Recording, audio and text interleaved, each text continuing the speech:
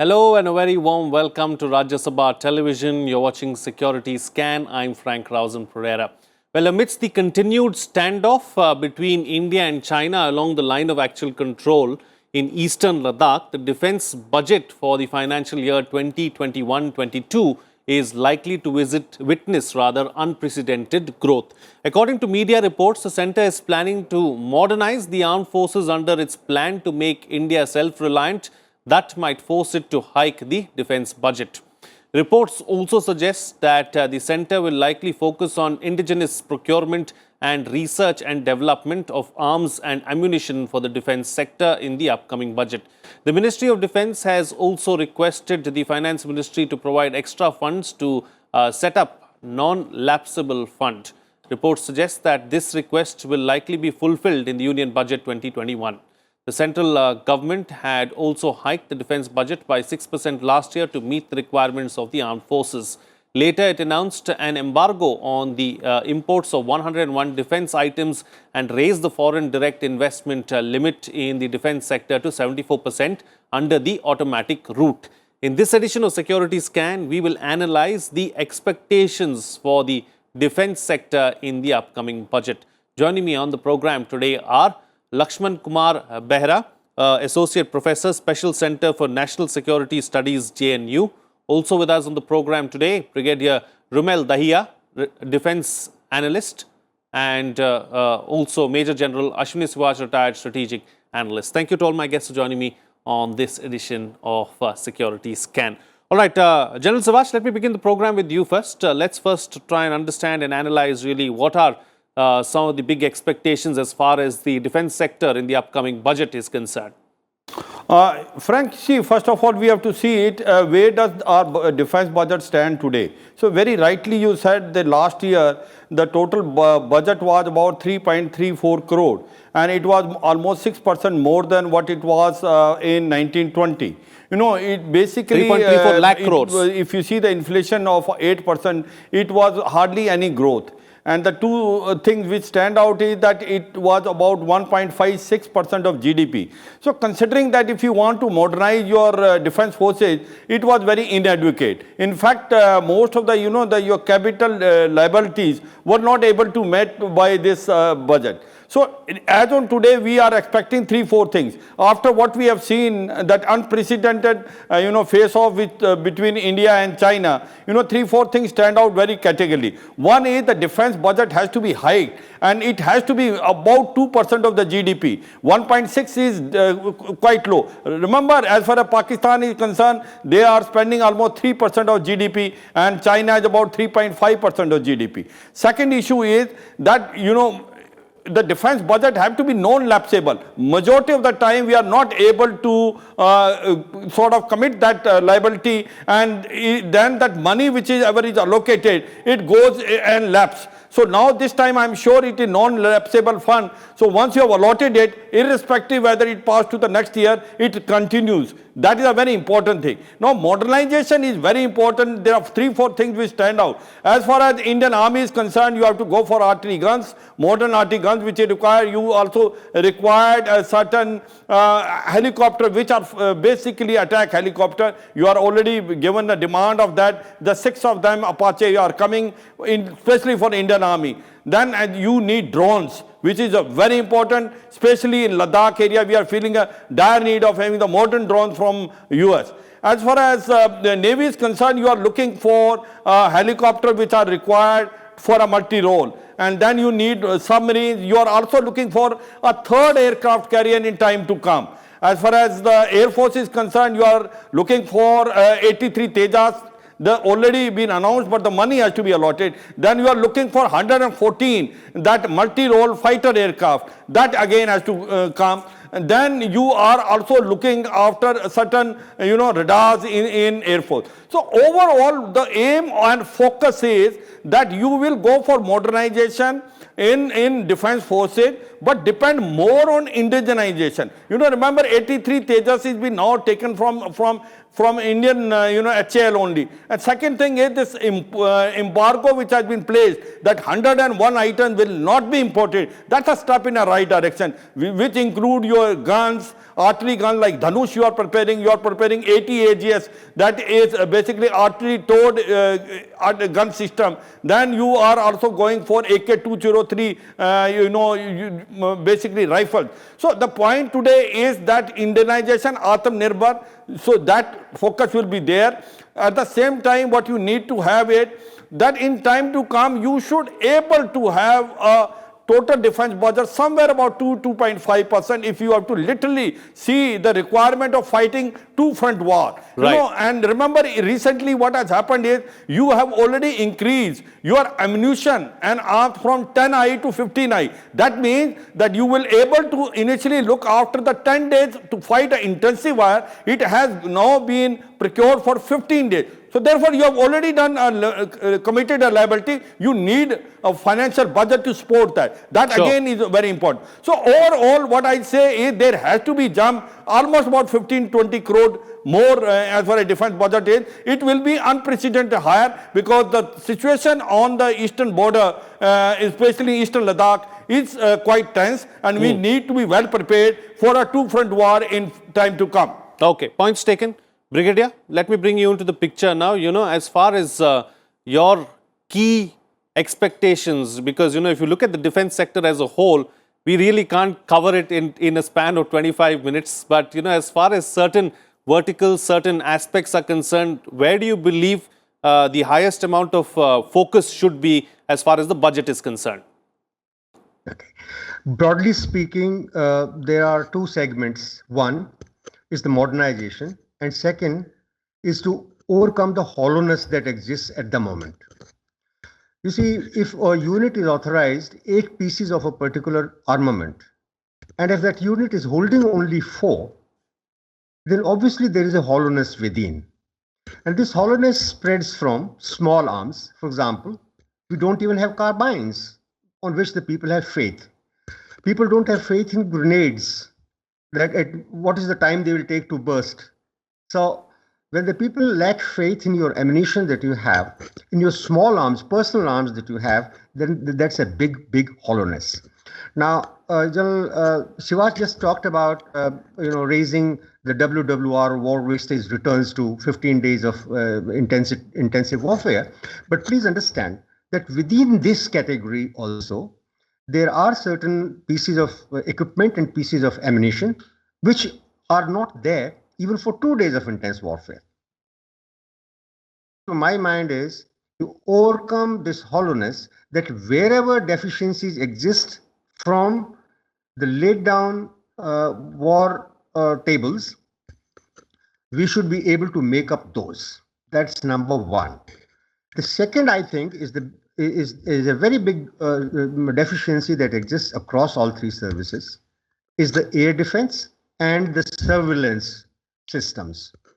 Drones, General Shivas talked about, but the drones are today available for various tasks. They are kamikaze type, which go and strike enemies' radars or enemies' static headquarters or something like that, or even pieces of equipment, even tank and other things. And there are others which are unarmed, but just go and carry out reconnaissance. They're always there in the air, even with infrared capability, so that even at night you know as to what the enemy is doing. And those are very much required. And of course, then there are heavy ones and for longer endurance, etc. And some countries, for example, I'm reminded of Turkey, which had sacked 300 of its F-16 pilots after the failed 2016 coup, had depended more and more on drones now, and has utilized them in Syria, in Libya, and recently in Nagorno-Karabakh, on the side of Azerbaijan. So, but then, please remember that they have been at it for more than 10 years. So even when we want to make up this deficiency, we can't do that by just importing a few. So that takes it into the second realm, and that realm is of long-term defense planning and preparedness. For example, even if you raise your defense budget by 15% this year, you immediately cannot make up those requirements at all. What has happened is this. Over a period of time, because our defense budget has fallen short of the requirement, quite a lot of equipment has become obsolete or others are reaching obsolescence. Normally, in any good military, what we must have is about 25% of first line equipment, that is the cutting edge, the top of the line, the most technologically advanced. Right. About 55% would be the normal inline, for example, T-90 tank, for example, or Sukhoi 30. These are those inline things that I'm talking about, which are good, going to last for another 10, 15 years very well. And then just about 20% equipment should be, in obsolescence stage, which should be due for replacement. Unfortunately, in our case, what has happened? Front line is just about 5%. Inline is about 40%. And our obsolescence, equipment reaching obsolescence is about 50%. But obviously, 1 year's budget cannot do anything about it. The non-lapsable budget that you talked about covers only one thing. Because of systemic delays that take place, some amount of budget that cannot be utilized this year, and the whole process starts next year again, and the priorities change. In this case, what will happen is, you earmark funds when you approve a project, and that fund is put into, let's say, a kind of an escrow account. Sure. So that plan, that particular item, in any case, will be procured, whether you procure it today or the procurement extends to next year or next to next year. Now, that's a very good thing, but it's only partly addresses the thing. So what we will require, sustained increase in defense budget for the purposes of modernization and replacing the obsolete equipment for a couple of years together. And immediately, I suppose, the major emphasis should be on making up the existing deficiencies of equipment and ammunition. Okay, points taken. Let me take the points that both the veterans have made forward with Lakshman Behera now. So as far as this figure of 15% is concerned, both the gentlemen spoke about increasing the defense budget by at least 15%, considering that this is a pandemic year, considering that, most of the budget allocations are likely to be seen in the health and healthcare sectors. Do you expect an increase in 15% as far as the budget is concerned, defense budget? Well, I have very high hopes from the upcoming union budget. I think the defense budget will see a hefty increase, although the amount, the exact amount will have to be seen on February 1st. But there are few reasons why I am so optimistic about the next budget. First is the operational need, as others have already commented. So Indian armed forces, particularly in the army, is fighting a major crisis at Ladakh, and some 50,000 troops are deployed. So that deployment will require additional resources. I think that is the first priority that the government has to provide for. And second, there is a budgetary need why the next defense budget needs to see a massive jump. Over the last 3-4 years, we have seen the modernization budget facing severe shortages to the extent of 25 to 33% year on year. So, and that the situation has reached to such an extent that the Ministry of Defense cannot ignore for another few years. So, to cover up the past deficiencies, so the modernization budget, which is around 90,000 crore this year, out of 3,23,000 crore for the defense budget, 90,000 crore is about for the modernization, and that I think needs to be increased by at least 15,000 crore. So that it will not cover up all the shortages, but I think that will give the necessary boost not only for the modernization but also the self-reliance and Atmanirbhar Bharat Abhiyan. As you rightly said, the government has already announced some 101 items which would be procured from the domestic industry without resorting to the direct import. And to give a boost to the domestic industry, the government has to show the commitment on budget paper that additional allocations are there, and that money is available for the local industry, and the local industry can plan accordingly. And so the good thing is that the economy is likely to do much better next year. 2020 was a very odd year, and just day before yesterday, we had the estimates from the IMF, which said that Indian economy will grow at 11.5% in 2021, which will put India as the fastest growing large economy, and that gives some assurance to the government to provide higher allocation to all the sectors, including defense. And at the same time, I think the finance minister or the government has to also look at the quality of defense spending. The general has said about 1.5% of GDP being devoted to defense, but it all depends on how you define defense budget. So if you look at the MOD's budget, it is already over 2% of the GDP. But I think that is not an important ratio to talk about. We have to see whatever money is being allocated, how it is spent.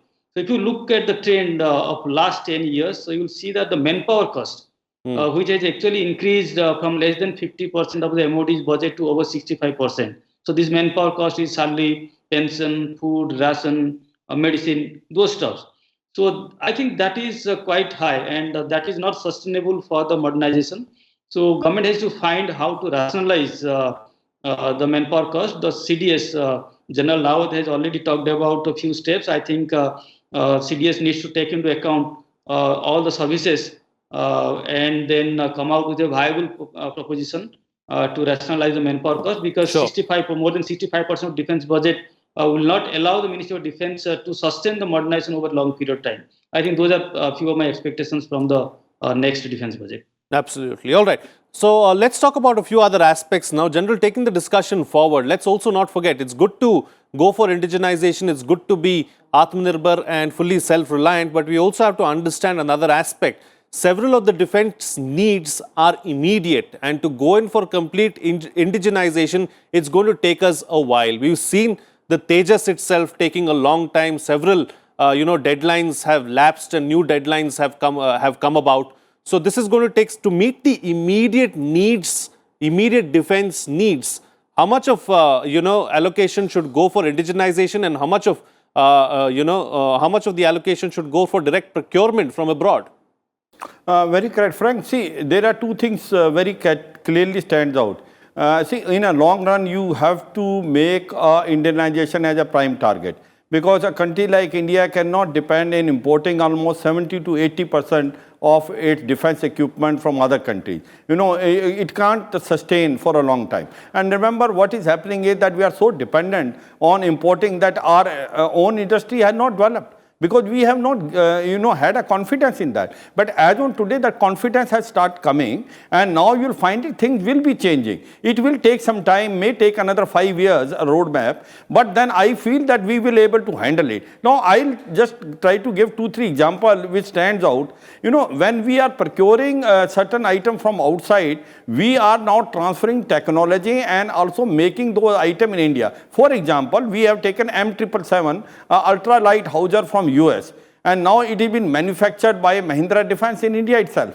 And same way, we have taken K9 Vajra, self-propelled gun for mechanized warfare in desert and plain, and that has been made by the L&T. So this sort of thing, we have to go for it. Now, this 101 item, what we were trying to convey, that, it is not that they will not able to be made immediately, but some R&D was already working over a period of time. Dhanush gun has come, which is almost a carbon copy of Beaufort, slightly better than that. We are making that 80 AGS, that is basically artillery towed gun system, which has got a range of 50 kilometers, one of the best weapon system available. We have made BrahMos, which is now being exported to a number of countries because the demand has come. We have gone for Akash, which is basically a missile from surface to air missile. That has also gone. So over a period of time, we have to have faith in indigenization. Certainly, I agree that indigenization is not going to happen in a day. It will take a long time. At the same time,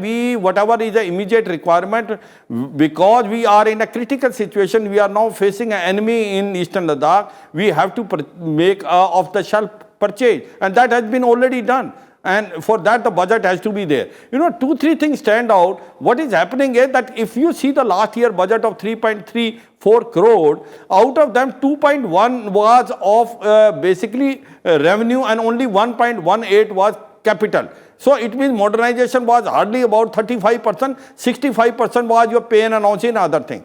Majority of the countries are not having pay allowances and pension. We are not having pension, but pay and allowance is still there, a part of defense budget. Because otherwise the money left for modernization is very less. And you, as on today, if we were discussing that majority of our equipment has become old and needs a replacement, so the only way is that you have to allot more money, and more money as far as capital is concerned. I suppose, two things which has happened is, one is that increase of FDI from 49% to 74 and in automatic system is a step in the right direction. And the second thing which we have done is that we will be now focusing on Indianization. Indianization in the way transfer of technology also from abroad. So I think it is a combination of both things will work. Certainly we will now need it more money for defense budget, because now the threat is live.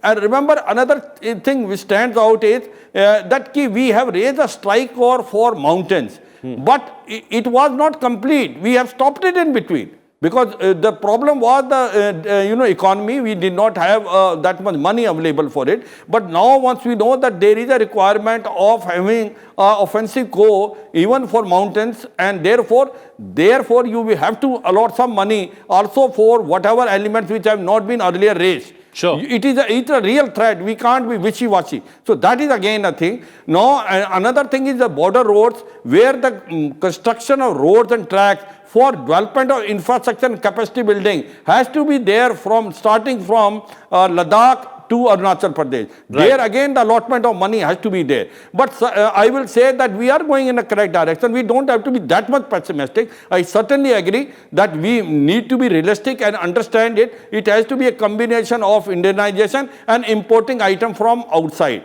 Sure. You cannot depend totally on importing. It will take some time for your own industry to develop. But I suppose that we are going in the right direction by mix and match. That is the way we should go ahead. Absolutely.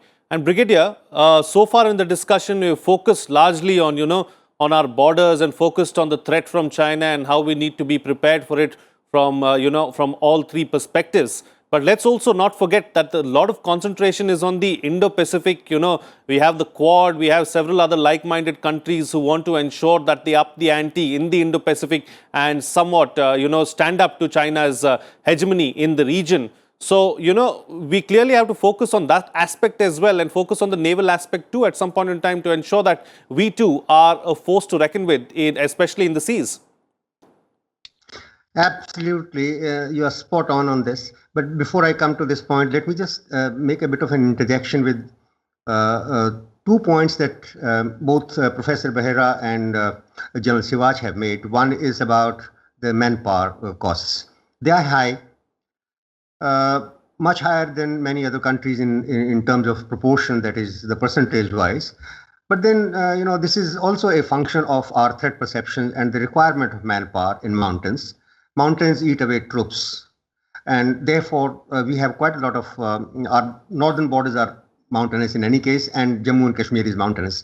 So, and Northeast is mountainous. So therefore, our manpower tends to be higher. And the second related aspect is this, that if you want to reduce manpower costs by, you can't reduce the pay and allowances of people. After all, the pay and allowance of a comparatively, the people doing the same kind of, in the security field also, how can you pay a Jawan less than a constable of, for example, of BSF or ITBP?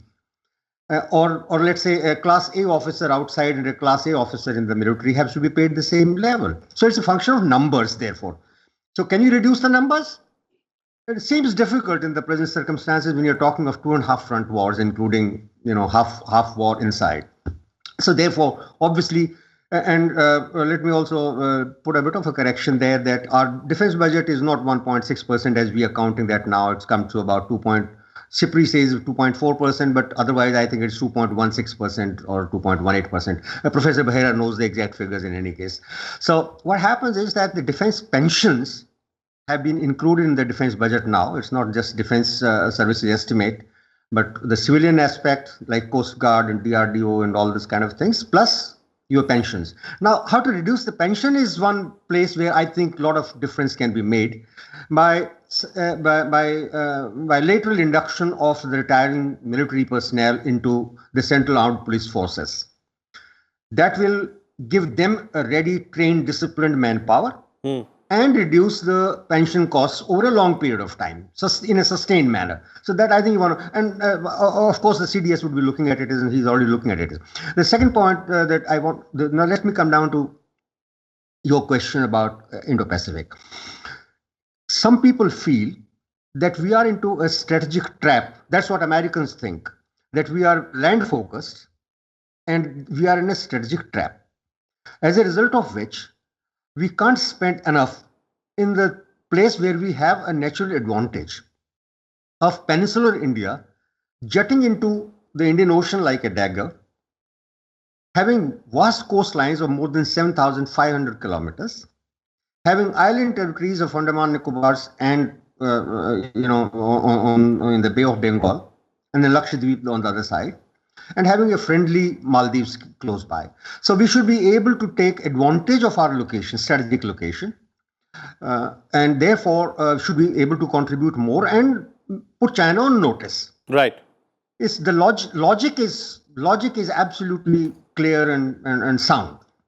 The thing is this, that in today's warfare, even if one hill of yours is captured, the battle today is fought in the drawing rooms of people.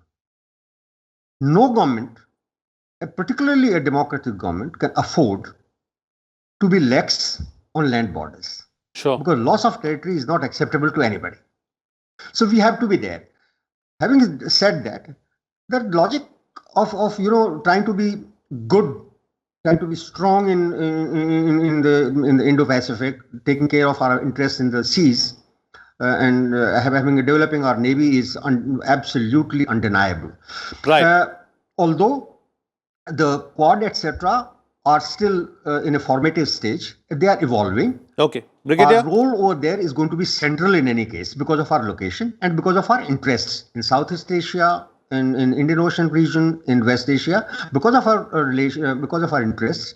Abiding interests, I think our role is going to be central. Therefore, okay, points taken. I suppose we should be paying more attention to our smallest service, that's the Navy, and it requires, although fortunately PIA-8, etc., and Predators, etc., have been coming in, but I think we need to pay a little more attention and keep our Navy updated. Absolutely. All right. And, Lakshman Kumar Behera, close the show for us with your concluding remarks with the best way forward. Well, I think regarding the import and indigenization, I think there is a provision in the new defense acquisition procedure. If there is something which is needed urgently, then the government can use the lease procurement procedure to get some urgent equipment leased and then use it for several years. And then by the time the Indian industry can be encouraged to produce the similar system which can be inducted by the armed forces, I think that's a very major step which will not only cater or meet the immediate operational requirements of the armed forces, but will also give a boost to the indigenization. I think Brigadier Dahiya was spot on that Navy is the smallest service. But if you look at the trend, so the Navy's share in the defense budget has drastically reduced. Once upon a time, it used to have 17-18% of the total defense budget. Now it is down to 14%. I think that with that amount or that share, we can't expect the Navy to perform a role which is expected from it in the Indian Ocean. So we need to, and there is no denying that India needs a strong Navy, although we face majority of our threats from the land side. But if you look at the China's long-term plan, it is mostly centered or driven by its Navy, and India has to prepare long term and cater for the create a strong Navy. But at the present level, the allocation is just not enough for the Navy. Sure. And then the government has to find via media and some means how to rationalize. So look at the share of services. So Indian Army gets around 55-56% of the total defense budget, followed by around 24 to 25% of the Air Force, and about 14% for the Navy, and around just 5 to 6% for the R&D.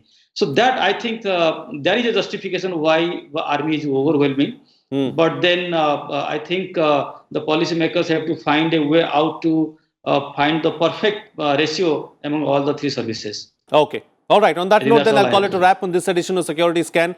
Thank you to all my guests for joining me on the program and putting things into perspective for us. Well, that's it from me. See you again next time.